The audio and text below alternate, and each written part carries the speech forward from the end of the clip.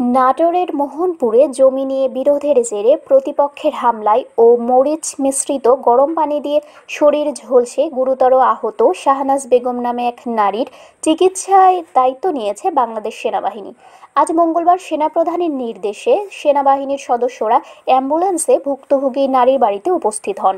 পরে পরিবারের সদস্যদের সাথে কথা বলে উন্নত চিকিৎসার জন্য তাকে নাটোর থেকে বগুড়া সিএমএইচ হাসপাতালে নিয়ে যায় সেনাবাহিনীর সদস্যরা।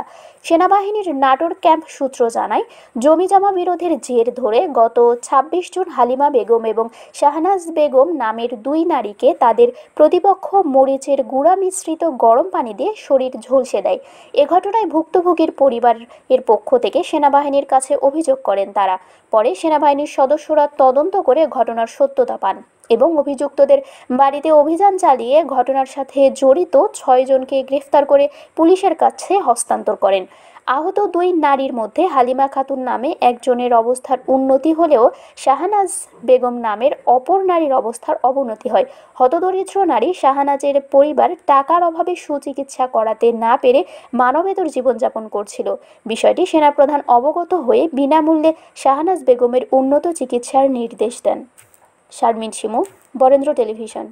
বিশ্বমানের ল্যাপারস্কোপি প্রযুক্তি নিয়ে রাজশাহীতে চালু হয়েছে এলিট কেয়ার হাসপাতাল অ্যান্ড ট্রেনিং ইনস্টিটিউট। এখানে দক্ষ ও অভিজ্ঞ চিকিৎসক দ্বারা সব ধরনের অপারেশন করা হয়। আমাদের আছে মানসম্মত অপারেশন থিয়েটার, এসি কেবিন ও সাধারণ ওয়ার্ড। বিশ্বমানের ল্যাপারস্কোপি প্রযুক্তি নিয়ে আমরা আছি আপনাদের সাথে।